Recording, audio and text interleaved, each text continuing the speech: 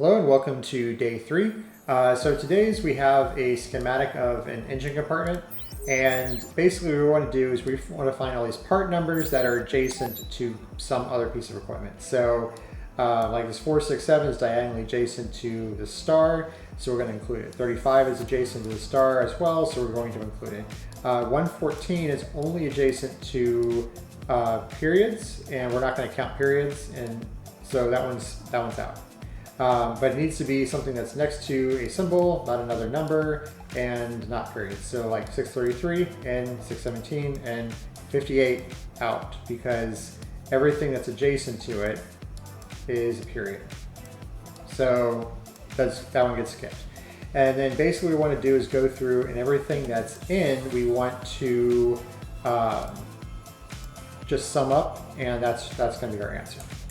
So to start with, I found I was doing a lot of the same arithmetic over and over, so I pulled out a function here for to get the edges of a number.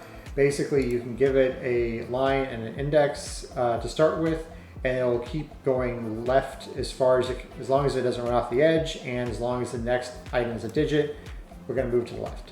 And then the same thing, as long as we don't run off the edge, and as long as the next item is a digit, we're going to go to the right, and then return the start and end. So basically, if I give this like this 3, then it's going to go left, find a 6, going to try to go left, oh, can't go any further. It's going to go right, find this 3, going to try to go right, oh, can't go any further. And it's going to return a pair of basically the edges of this number. As I said, just something that came up a lot, so a little bit simpler. So the part 1, basically just made a grid, which is a list of character arrays. And for each line, we turned that line into a character array and then shove it into the grid. And so now I have a list of lists of characters, basically.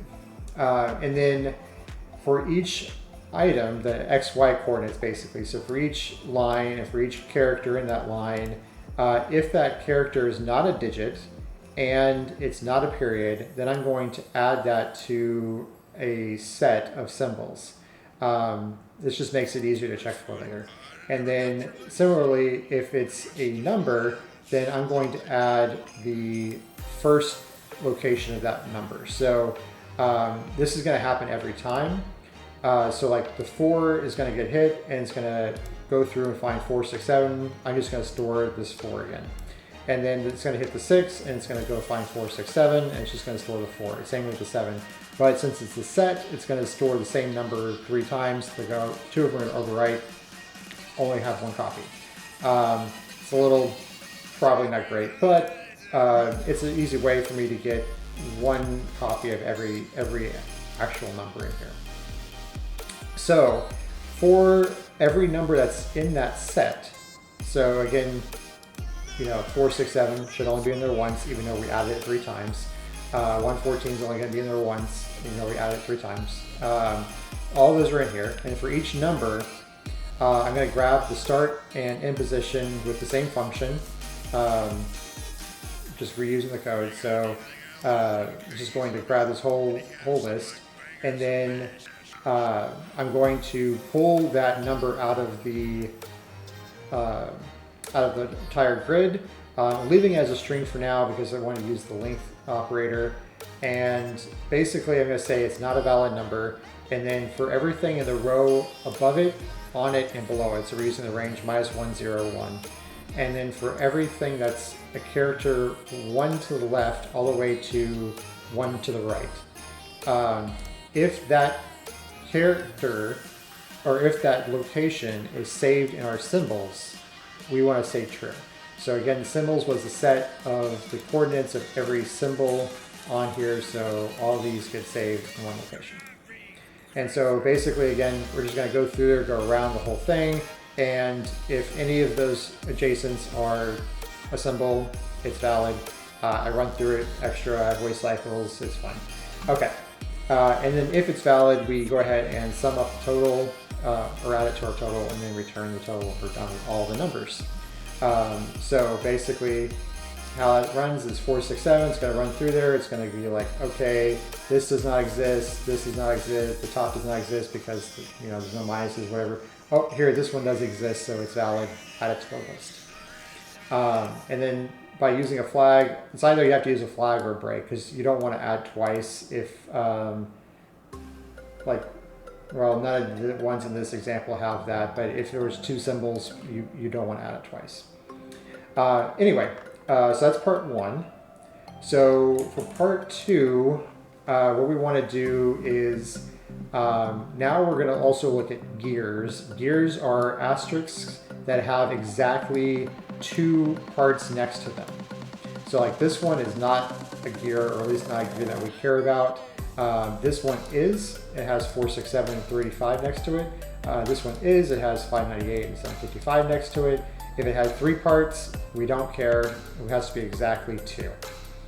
So it's a fairly similar solve. The first part of the code is pretty much the same. I'm going to, again, take our input, add it to a grid. But this time, I'm not even going to add all the numbers or any of that other stuff. I'm only going to add just the gears. So I'm going to go through the entire grid, everything that's a gear, I'm going to add it to our gears pair. And then so for each gear that we found, I'm going to create a list of adjacent numbers to it. And this is where things get a little bit screwy and time wasty because there's so many edge cases. First thing we want to do is we want to check left and right. Those are pretty easy. So if the item directly to the left of it is a digit, then we know that's a number. So we can go ahead and get that start number or use the whole number function again to get all the way to the start and the end. And so, like, I guess, for example, if this was here, or not there, that was there. So start, or the left one is going to start with this 2, and then we're going to send in that to our whole number thing. It's going to get the 592 back, basically.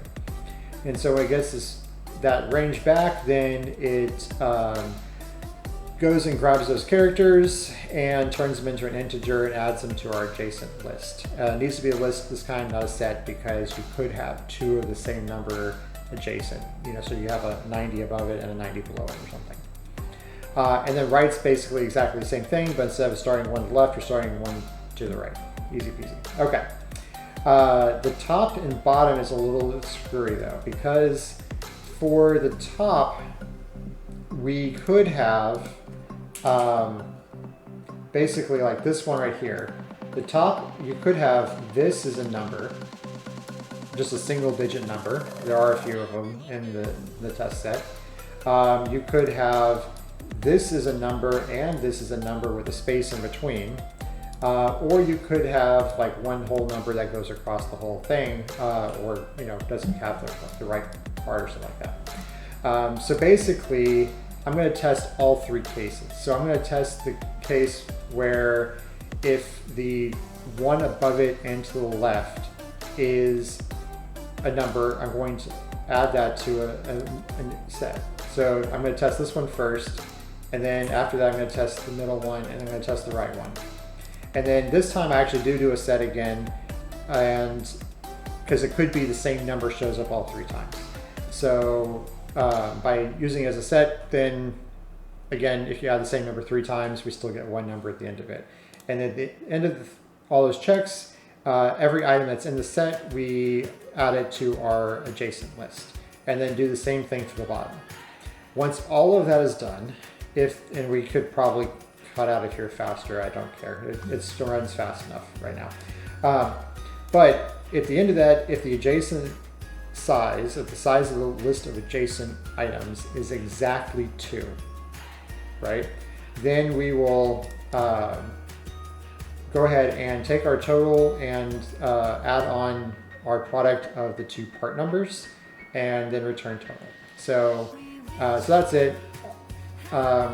Like logically, it's pretty simple to go through here. Just there's so many edge cases and things to check for and test that it's kind of annoying. So I would say, you know, for the most part, like the things to look for. I mean, I had an off by 1 error originally, where there's a very specific one that I was missing the top right one. I was actually going 2 on the first set, and so there was exactly one item in the entire thing that failed, and that took a little bit of time to go through. So, you know, kind of just do test cases for, you know, symbols around there.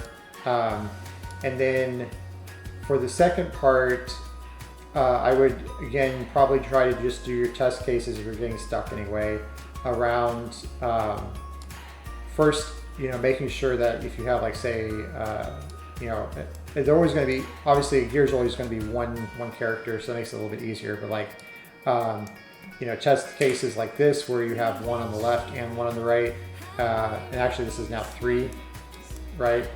And then, you know, test cases where it goes across the whole top and stuff like that. I think the edge cases for the left and right are pretty simple. That's probably where you're going to get screwed up. Anyway, if you have any questions, of course, send me in the comments. I'll have the code up on the GitHub, and other than that, I'll see you tomorrow.